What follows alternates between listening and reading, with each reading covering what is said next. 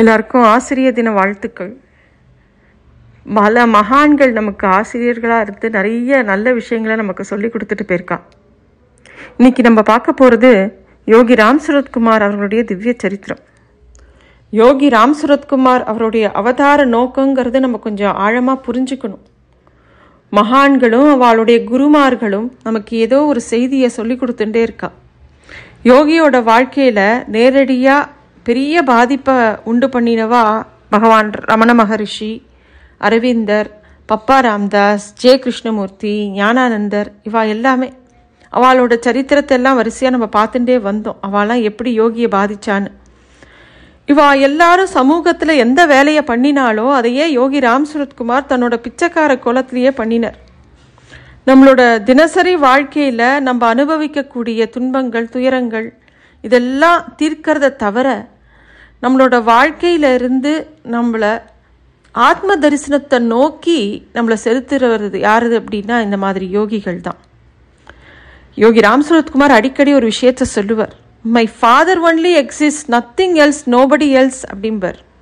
கூடவே இந்த பிச்சைக்காரன் இந்த உலகத்துக்கு யோகி ராம் சுரத்குமார், யோகி ராம் சுரத்குமார், யோகி ராம் சுரத்குமார் ஜெய் குரு ராயான்னு ஒரு நாமத்தை தந்தையின் வழியாக கொடுத்துருக்கார் அப்படின்னு அடிக்கடி சொல்லுவார். யோகியோட ஒவ்வொரு அசைவும் இந்த பிரபஞ்சத்தில் ஒரு பெரிய தாக்கத்தை ஏற்படுத்தும் அப்படிம்பார்.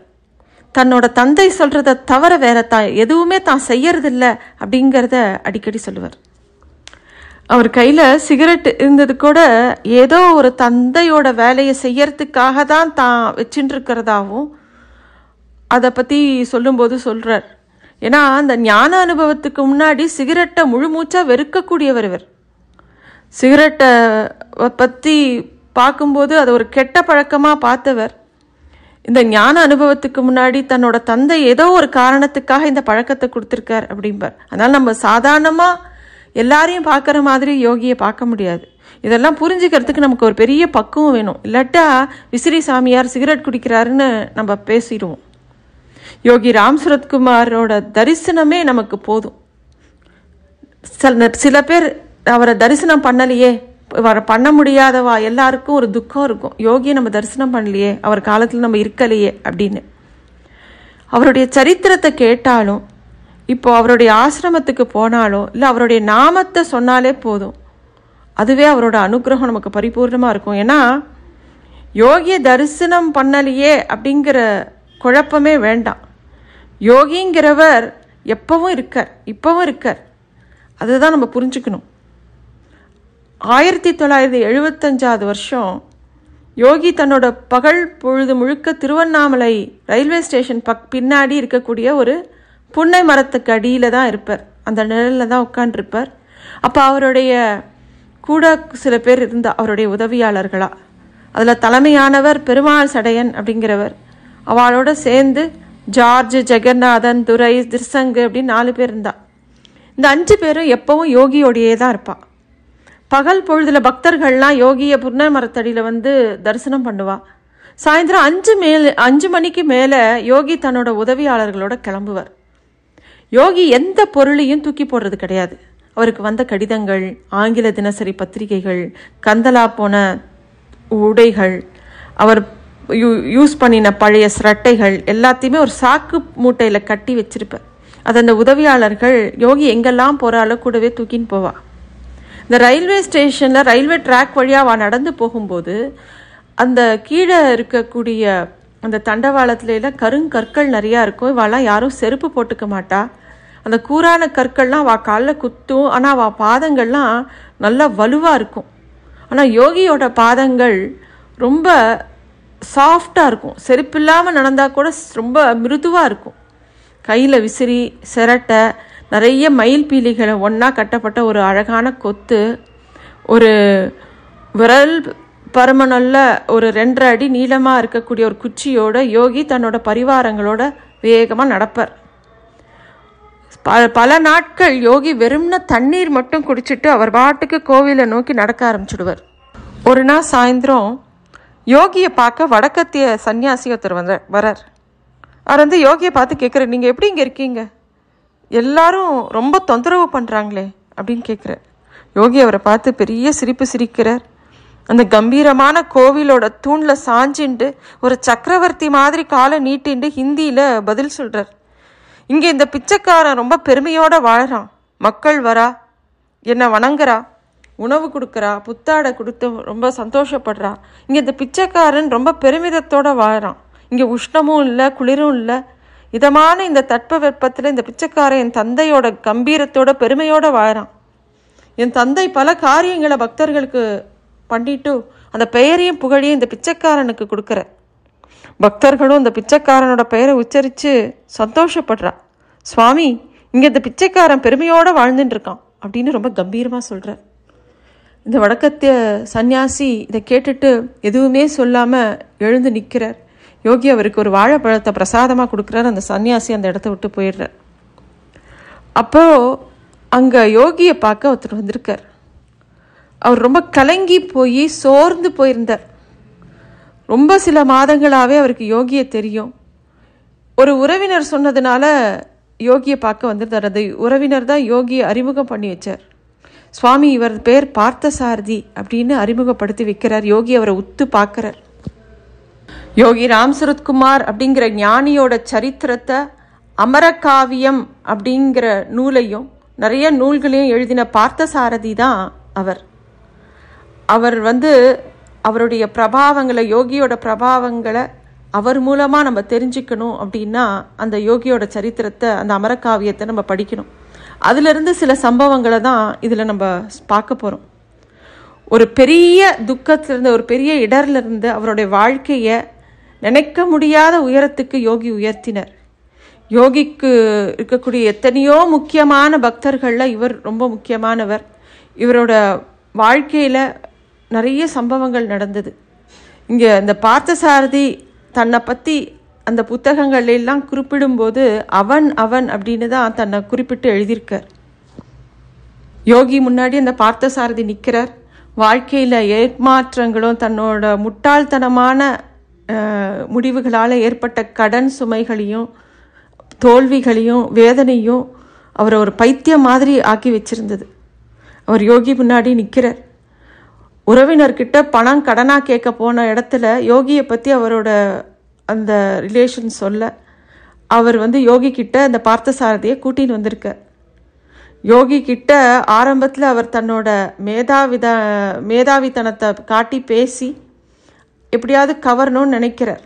ஆனால் முடிவில் அந்த யோகி தன்னோட தெய்வீகத்தால் இவரை கவர்ந்துடுறார். அதுக்கப்புறமா அந்த பார்த்தசாரதி அவர்களுக்கு வள்ளல் மாதிரி வாரி வாரி கொடுத்தார். அன்னைக்கு அவர் யோகியை தேடி நேரடியாக அந்த தேரடி மண்டபத்துக்கு வரார். சாயந்தர வேளை, அது சுமார் 7 மணி இருக்கும். மண்டபத்தில் யோகி இல்லை. பெருமாள் சடையன்கிட்ட யோகி எங்கே போயிருக்கார் அப்படின்னு கேட்ட உடனே, அப்போது யோகி வந்து மதுரை பல்கலைக்கழகத்தில் துணைவேந்திர பதவியில் இருந்த ஓய்வு பெற்ற ஒருத்தரோட வீட்டுக்கு போயிருக்கார். அவர் யோகி அவளோட வீட்டுக்கு போயிருக்கான்னு பெருமாள் சடையன் சொல்கிறார். உடனே அந்த இடத்துக்கு போய் யோகியை சந்திக்கலான்னு இவர் கிளம்பி போகிறார். அந்த துணைவேந்தர் தன் குடும்பத்தோட தங்கியிருந்த விடுதிக்கு போகிறார். அவர் இருந்த ரூமை கதவை தட்டுறார். கதவு திறந்ததே யோகி தான். இவரை பார்த்த உடனே யோகியோட முகம் ரொம்ப மலர்ந்து போச்சு. அவரோட கையை பிடிச்சி நேராக உள்ளே அழைச்சின்னு போகிறார். அங்கே விரிக்கப்பட்டிருந்த பாய் மேலே அவரை உட்காரும்படி தன் பக்கத்தில் உட்காத்தி வச்சுக்கிறார்.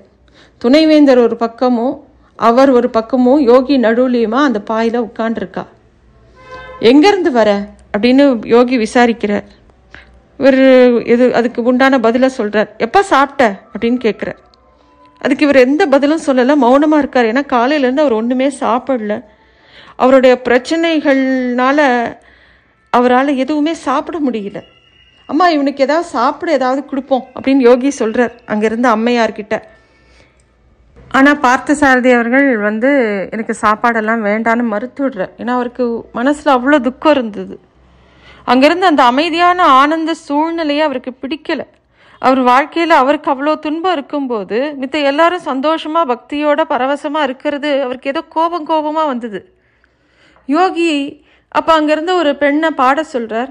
அற்புதமான கீர்த்தனை பாடுற அந்த பொண்ணு சாதாரண சந்தர்ப்பமாக இருந்தால் பார்த்தசாரதி அதை ரொம்ப அழகாக ரசிச்சிருப்பார். ஆனால் அன்றைக்கி அவருக்கு அந்த இசைக்கூட பிடிக்கலை. திரும்பவும் கீர்த்தனைகள்லாம் பாடுறா. யோகி அங்கேருந்து இன்னொரு பெண்ணை அந்த கீர்த்தனைக்கு நாட்டியம் ஆட சொல்கிறார். அந்த இடத்துல ஒரு தெய்வீக தன்மை இருந்தது. எல்லாரும் அதை ரசனையோடு பார்த்துட்டு இருக்கா. யோகியும் ரொம்ப மகிழ்ச்சியாக இருந்தார்.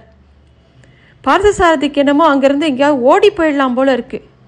யோகி இவரோட கையை இறுக்கி கெட்டியாக பிடிச்சிட்டு இருந்தார்.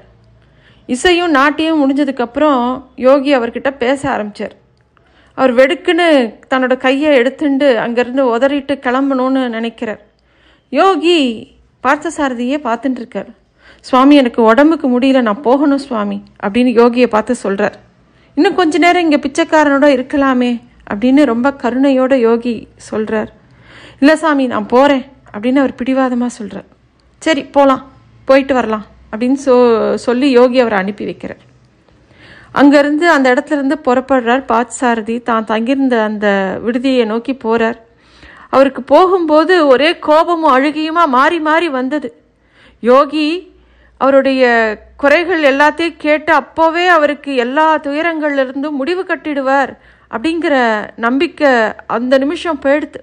இனிமேல் என்ன பண்ணுறது, எங்கே போகிறது, அவருக்கு ஒன்றுமே புரியல. தான் வாங்கிட்டு வந்திருந்த கையோடு கொண்டு வந்திருந்த விஷம்தான் அவருடைய எல்லா பிரச்சனைகளுக்கும் முடிவு கொண்டு வர போகிறதுன்னு அவர் நினைக்கிறார். அவர் தங்கியிருந்த அந்த ரூமுக்கு கிழக்கு திசையை பார்த்துருந்தது. அவர் அன்றைக்கி ராத்திரி அந்த ரூம்குள்ளே நுழையும் போது ஒரு 9 மணி இருக்கும். அவர் முடிவு பண்ணிட்டார், தன்னோட உயிரை போக்கிக்கிறத தவிர வேறு வழியே இல்லை.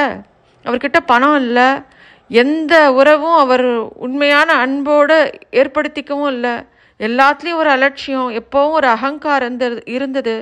தனக்கு தான் சகலமும் தெரியும் அப்படின்னு ஒரு முட்டாள்தனமான கர்வம் இருந்தது. அவர் இது எல்லாமே அவரை சேர்த்து அந்த பாதாளத்துக்குள்ளே தள்ளிடுத்து. இருந்தாலும் அவர் யோகியை ரொம்ப நம்பினார். எப்படியாவது இவர் மூலமாக தன்னோட பிரச்சனைகள்லாம் தீர்ந்துடும் அப்படின்னு அவர் நினச்சார். அதனால் ரொம்ப புத்திசாலித்தனத்தோடு அவர் பேசினது நடந்தது எதுவுமே அவருக்கு பிரயோஜனப்படலை. யோகி ஏமாறலை, இவர் தான் ஏமாந்துட்டார். தாங்கிட்ட இருந்த ஒரு வெள்ளை காகிதத்தை எடுத்தார். யோகிக்கு தன்னோட உணர்வுகள் எல்லாம் கொட்டி தீர்த்து 2 பக்கத்துக்கு கடிதம் எழுதினார். அதை மடித்து அங்கேருந்த மேஜை மேலே வச்சார். விஷம் இருந்த பாட்டிலை எடுத்தார். அங்கேருந்த ஒரு கண்ணாடி டம்ளரில் அதை ஊற்றுறார். அதை ரொம்ப நேரம் பார்த்துட்டே இருந்தார். முடிவில் அந்த ரொம்ப கை நடுங்க அந்த விஷத்தை மடன்னு குடிச்சிட்டார். அது கொஞ்சம் ருசியாக இருந்திருக்கக்கூடாதா அப்படின்னு அந்த நிமிஷத்தில் அவருக்கு தோணித்து. கொஞ்ச நேரம் கழித்து உடம்புல ஏதோ ஒரு மாற்றம், வேகம், உடம்பு நடுங்க ஆரம்பிச்சுது. கொஞ்ச நேரத்தில் உணர்வு போயிடுத்து. அவர் முகத்தில் அப்படியே வெப்பமாக உணர ஆரம்பித்தார். கண் விழித்து பார்க்குறார். தான் எங்கே இருக்கோம் அப்படிங்கிற உணர்வு அவருக்கு வரத்துக்கே கொஞ்ச நேரம் ஆச்சு. கிழக்கு ஜன்னல் வழியாக சூரியன் சூடு அவர் மேலே பட்டுண்டே இருந்தது. அது உணர ஆரம்பித்தார். அப்படின்னா தான் உயிரோடு இருக்கோம் அப்படிங்கிறது அவருக்கு புரிஞ்சுது. ஆனால் அவருக்கு ஒன்றும் என்னடா நடந்ததுன்னே புரியல. விஷத்தை சாப்பிட்ருக்கோம், ஆனால் விஷத்தினால நம்ம சாகலையா அப்படின்னு யோசனை பண்ணிகிட்டே இருக்க. ஆமாம், அந்த யோகி தான் ஏதோ மந்திர வித்தை பண்ணி தன்னை காப்பாற்றிட்டதா நினச்சிட்டார். அவருக்கு ரொம்ப கோபமாக வந்தது. யோகி வாழவும் உதவி பண்ணலை, சாகவும் விடலை. அந்த கிழவரை அப்போவே பார்த்து 4 வார்த்தை நன்னா கேட்கணும் அப்படின்னு வேகமாக ரூமை பூட்டின்னு நேராக புன்னை மரத்தை நோக்கி போகிறார். அதோ புன்னை மரம் தெரியறது. வேகமாக நடந்து போகிறார். யோகி அவரை பார்த்துட்டார். அவ்வளோதான், வேகம் இன்னும் அதிகமாக ஆச்சு. யோகி அவர் வரதை பார்த்துட்டே இருந்தார். அவரும் அவர் தொலைவில் வரும்போதே தான் இருக்கையிலேருந்து வேகமாக எழுந்து 2 பேரும் வர பாதையிலே வேகமாக இவரை நோக்கி வர ஒருத்தர் சந்திச்சுட்டா. அவரோட முகம் பொன்னிறமாக ஜொலிச்சுட்டு இருந்தது. பார்த்தசாரதி யோகி கிட்ட வந்த உடனே யோகி அவரோட கையை இறுக்கி பிடிச்சி இழுத்து திருவண்ணாமலை மலை சிகரத்தை சுட்டி காமிக்கிற. போ, அந்த மலை சிகரத்துக்கே போய் அங்கிருந்து குதி. நீ எப்படி சாக முடியும்? நீ அறிய மாட்டாய். நீ இந்த பிச்சைக்காரனின் பாதுகாப்பில் இருக்கிறாய். நீ எப்படி சாக முடியும் அப்படின்னு கேட்குற. யோகி பலத்த குரல்ல அவர்கிட்ட பேசின அந்த நேரம் பார்த்தசாரதி செத்துட்டார். ஆமாம், அவருக்குள்ளே இருந்த அந்த வேண்டாத ஒன்று செத்து மடிஞ்சிடுத்து. அவர்கிட்ட இப்போ கோபம் இல்லை, பயம் இல்லை, பிரமிப்பு அப்படியே ஆட்கொண்டது அவரை. அவருக்கு எப்படி தெரியும் இவர் யார்? தான் ஒரு சாதாரண கிழவர் முன்னாடி நிற்கலைங்கிறது அப்போ தான் உணர்றார். முக்காலமும் இருந்த ஒரு யோகி முன்னாடி தான் நிற்கிறோங்கிறது அப்போ தான் அவருக்கு புரிஞ்சுது. அன்னிலேருந்து அவர் ஒரு நாய்க்குட்டி மாதிரி ஆயிட்டார். தான் எஜமானன் சொல்கிறத மட்டுமே கேட்குற ஒரு நாய் மாதிரி காலப்போக்கில் தன்னை மாற்றிண்டார். சில நாட்கள் கழித்து யோகியோட அறிவுரைப்படி ரவீந்திரநாத் தாகூர் எழுதின கீதாஞ்சலியை படித்தார். அதில் ஒரு பாட்டோட அர்த்தம், என் ஆசைகள் அனந்தம், எனது அழுகை இறங்கத்தக்கது, எதையும் கொடுத்து மறுத்த நீ என்னை விடாது காத்து நிற்கிறாய் அப்படிங்கிற வார்த்தையை படிக்கும்போது அவருக்கு கண்ணீர் வந்தது. ஒரு நாள் யோகி ராம்சரத்குமார் பார்த்தசாரதியை கிட்ட கூப்பிட்டு அந்த புகையை இழுத்து விட்டுண்டே அவரை உத்து பார்க்குறார். பார்த்தசாரதி, இந்த பிச்சைக்காரன் நீ ஜே கிருஷ்ணமூர்த்தி ஃபவுண்டேஷன் வசந்த் விஹாரில் 3 நாட்கள் தங்கி இருக்க வேண்டும் என விரும்புகிறான் அப்படின்னு சொல்கிறார். அப்போ தான் சிவகாசியிலேருந்து திருவண்ணாமலைக்கு வந்து யோகியை தரிசனம் பண்ணுறதுக்காக வந்திருக்கார். அப்போ யோகி இந்த மாதிரி சொல்கிறார். யோகியை பார்க்க வந்தவர் ஏன் சென்னைக்கு அனுப்புகிறாருன்னு அவருக்கு புரியலை. சிவகாசியிலேருந்து திருவண்ணாமலைக்கு வந்துட்டு திரும்பவும் சிவகாசிக்கு போகிறதுக்கு உண்டான பணம் தான் அவர் கையில் இருந்தது. 3 நாள் சென்னையில் போய் தங்கணுன்னா தங்கிட்ட பணம் இல்லையேன்னு அவர் நினைக்கிற போதே யோகி அதுக்குண்டான பணத்தையும் எடுத்து கொடுத்து வசந்த் விஹாரில் போய் நீ 3 நாள் தங்கியிருந்துட்டு வா அப்படின்னு அனுப்புகிறார். தங்கியிருந்துட்டு வர்றது மட்டும் இல்லை, திரும்ப என்னை வந்து சந்திச்சுட்டு அப்புறமா சிவகாசிக்கு போ அப்படிங்கிற. யோகியை நமஸ்காரம் பண்ணிவிட்டு திருவண்ணாமலை பஸ் ஸ்டாண்டுக்கு போகிறார். சென்னைக்கு போகிற பஸ்ஸில் ஏறி உட்காந்துக்கிறார். அந்த முறை ஜெய கிருஷ்ணமூர்த்தியோட உரைக்கு போகும்போது அந்த உரை முடிஞ்சதுக்கு அப்புறமா அவரையே தொடர்ந்து உன்னிப்பாக கவனிச்சுட்டே இருக்கிற ஜெய கிருஷ்ணமூர்த்தியை பார்த்தசாரதி. கிருஷ்ணமூர்த்தி பேசி முடித்த உடனே மெதுவாக எழுந்து மேடையிலேருந்து கீழே இறங்கி வசந்த் விஹாரில் மாடியில் போய் தன்னொரு ரூமுக்கு போகிறத பார்க்க முடிஞ்சுது. அந்த ரூமோட திறந்த ஜன்னல் வழியாக அவர் முகம் கழுவிண்டு கொஞ்சம் ரெஸ்ட் எடுத்துட்டு திரும்ப கீழே இறங்கி வரதை பார்த்துட்டே இருக்கார். தோட்டத்தில் ஒரு புதரில் அந்த மரவில் நின்றுட்டு இதெல்லாம் கவனிச்சுட்டு இருக்கார். ஜேகேவோட உரையை கேட்க சுமார் 2000 பேரில் பாதி பேர் அந்த விசாலமான தோட்டத்தில் கூட்டம் கூட்டமாக நின்றுட்டு பேசின்னு இருக்கா. அந்த ராத்திரி நேரத்தில் தோட்டத்தில் அங்கங்கே லைட் இருக்குது. அது வழியாக கிருஷ்ணாஜியை பார்க்க முடிஞ்சது. அவர் வந்து கிருஷ்ணாஜியை பார்க்கும்போது பார்த்தசாரதிக்கு என்ன தோணித்துன்னா, நல்லா அழகாக சின்ன வெண் பொம்மை மாதிரி அவருடைய உருவம் இருந்தது. இவர் எந்த புதர்கிட்ட நின்றுட்டு இருந்தாலோ அந்த புதரை நோக்கி ஜேகே வர ஆரம்பித்தார். இங்கே எதுக்காக காத்துட்டுருக்க அப்படின்னு கிருஷ்ணாஜி கேட்குறார். கிருஷ்ணாஜியை பார்க்கறதுக்காக அப்படின்னு இவர் பதில் சொல்கிறார். கிருஷ்ணாஜி பெருசாக சிரிச்சிட்டு தன்னோட 2 கையால் அவரை இறுக்கி அணைச்சிக்கிறார். அப்படி அவர் அணைச்சிக்கும் போது பார்த்தசாரதி உடம்பு எல்லாமே சிலிர்த்து போச்சு. இது முடிஞ்சிட்டு யோகியை திருப்பவும் சந்திக்கிறதுக்கு அவர் போகிறார். யோகியோட பக்தர்கள் எல்லாம் உட்காண்டிருக்க. அப்போ பொதுவாக யோகி ஒரு கேள்வியை கேட்குறார். உங்களில் யாரையாவது கிருஷ்ணாஜி தொட்டிருக்காரா, கை குளிர்க்கிருக்காரா அப்படின்னு கேட்குறார். பார்த்தசாரதிக்கு இது கேட்ட உடனே ரொம்ப அதிர்ச்சியாக இருந்தது. எப்படி இவர் இதை கேட்குறார் அப்படின்னு யோசனை பண்ணிகிட்டே இருக்கார். மெதுவாக பார்த்தசாரதி போய் யோகி முன்னாடி நிற்கிறார். வா வா பார்த்தசாரதி அப்படின்னு கூப்பிட்றார். கிருஷ்ணாஜி என்னை தொடலை அப்படின்னு சொல்கிறார். ஓ அப்படியா அப்படின்னு யோகி இப்படியே பார்த்துட்டே சிரிக்கிறார். பகவானே, என்னை அவர் வெறுன தொடலை, அப்படியே ஆற அணைச்சுண்டார் அப்படின்னவனே யோகியார் பெருசாக சிரிக்கிறார். இந்த பாருங்கோ, கிருஷ்ணாஜி இவரை அணைச்சுண்டாராம் அப்படின்னு எல்லார்கிட்டையும் சொல்லிகிட்டே இருந்தார். ஜெய கிருஷ்ணமூர்த்தி வர்ற போதெல்லாம் யோகி பார்த்தசாரதி அவரை சென்னை வசந்த் விஹாருக்கு போய் அந்த உரையை கேட்கும்படி சொல்கிறார். யோகியோட உத்தரவுப்படி வசந்த் விஹாருக்கு போய் ஜேகேவோட உரையை ஒவ்வொரு வருஷமும் பார்த்தசாரதி கேட்பார். வசந்த் விஹாரில் 3 நாட்கள் ஜேகே தொடர்ந்து உரை நடத்துவர். கிருஷ்ணாஜியோட மறைவுக்கு அப்புறமா திடீர்னு ஒரு நாள் யோகி ராம் சரத்குமார் பார்த்தசாரதியை கூப்பிட்டு, நீ உடனடியாக கிருஷ்ணாஜியோட வசந்த் விஹாருக்கு போயிட்டு வர முடியுமா, நீ அங்கேயே 3 நாட்கள் தங்கணும் அப்படிங்கிற. பார்த்தசாரதிக்கு குழப்பமாக இருக்குது. ஏன் திடீர்னு நம்மளை அங்கே அனுப்புகிறார் அப்படின்னு யோசனை பண்ணிகிட்டே சென்னைக்கு கிளம்பி போகிறார். மத்தியானம் ஒரு 3 மணி இருக்கும். வசந்த் விஹாருக்கு போகிறார். அங்கே ஆஃபீஸ் ரூமில் போய் அங்கே இருக்கிற அந்த ஆஃபீஸர்கிட்ட இங்கே 3 நாள் தான் தங்கணும்னு கேட்குறார். அவர் எதுக்காக நீங்கள் இங்கே தங்க விரும்புகிறேன்னு கேட்கும்போது, என் குருநாதர் என்னை இங்கே இருக்க தங்க சொல்லியிருக்காருன்னு சொன்ன உடனே இந்த அங்கே வேலை செய்கிறவருக்கு ஒரே திகப்பாக இருந்தது. வினோதமாக பார்த்தசாரதியை பார்க்குறார். ஏன்னா அவருக்கு என்ன சொல்கிறதுனே தெரியல. கிருஷ்ணாஜிங்கிற அந்த குரு சிஷ்ய முறையை ரொம்ப நிராகரித்தவர். அப்படி இருக்கிற இடத்துல ஒருத்தர் தான் குரு சொல்லி இங்கே வந்திருக்கிறதா சொன்னது ரொம்ப வினோதமாக இருந்தது. ஆனால் அந்த ஆஃபீஸ் ரூமில் ஒரு முதியவர் ஒரு ஓரமாக சோஃபாவில் உட்கார்ந்துருந்தார்.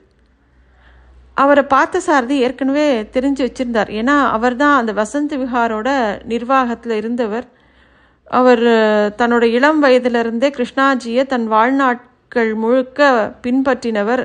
தன்னோட வாழ்க்கையே கிருஷ்ணாஜிக்காக அர்ப்பணித்தவர். பெரிய செல்வந்தர் அவர். அவர் தன்னோட மனைவியோட கிருஷ்ணாஜியோட சேவைக்காகவே வாழ்ந்தவர். கிருஷ்ணாஜியோட நிறைய நல்ல புத்தகங்கள் எல்லாமே அவருடைய மனைவியோட கடும் உழைப்பால் தான் சாத்தியப்பட்டது. அந்த முதியவர் அங்கே உட்காண்டு இவா 2 பேரும், அதாவது அந்த பார்த்தசாரதியும் அந்த ஆஃபீஸரும் பேசுகிறத பார்த்துட்டே இருந்தார். அப்புறமா இவரை நோக்கி வரார். உங்கள் குருநாதர் யார் அப்படின்னு கேட்குறார் அந்த பெரியவர். யோகி ராம் சுரத்குமார், திருவண்ணாமலை அப்படின்னு பார்த்தசாரதி பதில் சொல்கிறார். ஓ, உங்கள் குருநாதரோட குரு கஞ்சன்காடு பப்பா ராம்தாஸ் தானே அப்படின்னு கேட்குறார். ஆமாம், உங்களுக்கு எப்படி தெரியும் அப்படின்னு ரொம்ப வியப்பாக பார்த்தசாரதி கேட்டவுடனே, நான் உங்கள் குருவை பார்த்துருக்கேன். உங்கள் குருவோட குரு பப்பா ராம்தாஸ் ஆசிரமத்துக்கும் நான் போயிருக்கேன் அப்படின்னு மெதுவாக சொல்கிறார். பார்த்தசாரதிக்கு ரொம்ப வியப்பாக இருந்தது. அவர் ஏன் பார்த்துட்டுருக்கார். அவர் அந்த ஆஃபீஸர்கிட்ட தன்னோட அறையை பற்றி கேட்டு அந்த ரூமுக்கு கிளம்பி போகிறார். ராத்திரி சாப்பிட வரும்போது எல்லாரும் சேர்ந்து அதே டைனிங் ஹாலில் சாப்பிட்றாங்க. வசந்த் விஹாரோட நிர்வாகி, அலுவலகர் எல்லாருமே, அந்த வயசானவர் எல்லாரும் உட்காந்து சாப்பிட்றான். ரொம்ப எளிமையான உணவு. அப்போ அந்த முதியவர்கிட்ட நிர்வாகி அவரோட துணைவியார் எப்படி இருக்காங்க, உடம்பு தேவையா அப்படின்னு கேட்குறாங்க. ஆமாம், டாக்டர்கள் அவங்க அபாயகரமான கட்டத்தில் இருக்காருன்னு சொல்கிறாங்க அப்படின்னு இந்த முதியவர் ரொம்ப அமைதியாக சொல்கிறார். அப்படி சொல்லும்போது எந்த விதமான உணர்ச்சியும் இல்லை. இயல்பாக சொல்லிவிட்டு அவர் பாட்டுக்கு சாப்பிட்றாரு. எல்லாரும் அமைதியாக இருக்காங்க. அந்த அம்மையார் கிருஷ்ணாஜி மேலே தீராத பக்தி வச்சுட்டு இருந்தவா. பார்த்தசாரதிக்கு இந்த விஷயம் கேள்விப்பட்டவொடனே கொஞ்சம் வேதனையாக இருந்தது. யாரும் அதுக்கப்புறம் அதை பற்றி பேசலை. எல்லாரும் அமைதியாக சாப்பிட்டுட்டு அந்த இடத்த விட்டு போயிடுறாங்க. மறுநாள் காலையில் திரும்பவும் தோட்டத்தில் கொஞ்சம் நேரம் இருந்துட்டு மதிய உணவு சாப்பிட போகும்போது திரும்பவும் அதே இடத்துல அந்த முதியவரும் அந்த நிர்வாகி எல்லாரும் உட்காண்டிருந்தா. அப்போ திரும்பியும் நிர்வாகி அந்த முதியவர்கிட்ட அவருடைய அந்த துணைவியாரோட உடம்பை பற்றி விசாரிக்கும்போது மருந்து வேலை செய்ய ஆரம்பிச்சுடுத்து, அபாய கட்டத்தை தாண்டிட்டாங்க அப்படின்னு சொல்கிறார். அப்போவும் ரொம்ப பெருசாக எந்த உணர்ச்சி பாவனையும் இல்லை, மெதுவாக சாதாரணமாக சொல்கிறார். மறுநாள் மத்தியானம் உணவு சாப்பிடும்போது திரும்பவும் சந்திக்கும்போது உடம்பு நல்லா சீராக எடுத்து குணமடைஞ்சிட்டே வருது. வீட்டுக்கு இன்னும் 2-3 நாளில் போயிடலாம் அப்படின்னு டாக்டர்கள் சொல்கிறாங்கங்கிறதையும் சொல்கிறாங்க. எல்லாத்தையுமே சாட்சியாக நின்று பார்க்குற மாதிரி அந்த முதியவர் எந்த உணர்வையும் வெளிக்காட்டாமல் சாதாரணமாக சொல்கிறார். 3வது நாள் காலையில் பார்த்தசாரதி அந்த வசந்த் விஹாரை விட்டு கிளம்பும்போது சாவியை கொடுக்கறதுக்காக அந்த ஆஃபீஸ் ரூம் போகும்போது அந்த முதியவர் நேராக பார்த்தசாரதியை நோக்கி வரார். வந்தவர், நீங்கள் திருவண்ணாமலைக்கு தானே போகிறீங்க அப்படின்னு கேட்குறார். ஆமாம் அப்படின்னு ரொம்ப பணிவாக பார்த்தசாரதி சொன்னோடனே, என்னோட நன்றியை யோகிக்கு சொல்லிடுங்க அப்படின்னு ஒரே வார்த்தையில் சொல்லிவிட்டு அந்த இடத்த விட்டு நகர்ந்து போகிறார். பார்த்தசாரதிக்கு ஒன்றுமே புரியல. அதுக்கப்புறமா அங்கே நின்றுருந்த அந்த பெரியவரை அமைதியாக வணங்கிட்டு அங்கேருந்து கிளம்பி திருவண்ணாமலைக்கு வந்துடுறார். சன்னதி தெருவோட வீட்டு கேட்டை திறந்து உள்ளே போகும்போது யோகியே உள்ளேருந்து வரார். வந்தவர் நேராக கையை பிடிச்சிட்டு வீட்டுக்குள்ளே கூட்டின்னு போகிறார் பார்த்தசாரதியை. தான் உட்காண்டிருக்கிற பாயில் தான் பக்கத்தில் உட்காத்தி வச்சுக்கிறார். வசந்த் விஹாரில் ஏதாவது செய்தி உண்டா அப்படின்னு யோகி கேட்ட உடனே, பெரியவர் ஒருத்தர் உங்ககிட்ட நன்றி சொல்ல சொன்னார் அப்படிங்கிற விஷயத்த பார்த்தசாரதி சொல்கிறார். உனக்கு தெரியுமா, அந்த அம்மையார் கிருஷ்ணாஜியோட பிரியமான பக்தர். அப்பா அந்த அம்மையாரை காப்பாற்றி விட்டார் அப்படின்னு யோகி ரொம்ப பரவசத்தோட ஆனந்தத்தோடு சொல்கிறார். பார்த்தசாரதிக்கு பிரமிப்பாக இருந்தது. யோகியை பார்த்துட்டே இருந்தார். ஞானிகளுக்குள்ளே இருந்த ஒற்றுமையை அப்போ தான் அவருக்கு தெரிஞ்சுது. எல்லாரும் ஒருத்தருக்கொருத்தர் ஒரு தொடர்பில் இருக்கிறது தெரிஞ்சுது. ஏதோ ஒரு முறையில் எல்லாரும் பக்தர்களுக்கு உணர்த்துறதும் உதவுவதும் தெரிஞ்சுது. நம்மளோட சாதாரண கணக்குகளுக்கு அப்பாற்பட்ட விஷயம் ஒன்று இருக்குது, அதுதான் குரு அப்படிங்கிறத பிரபஞ்ச சக்தியோட பிரம்மாண்டம் அப்படிங்கிறது அவருக்கு புரிய ஆரம்பிச்சது.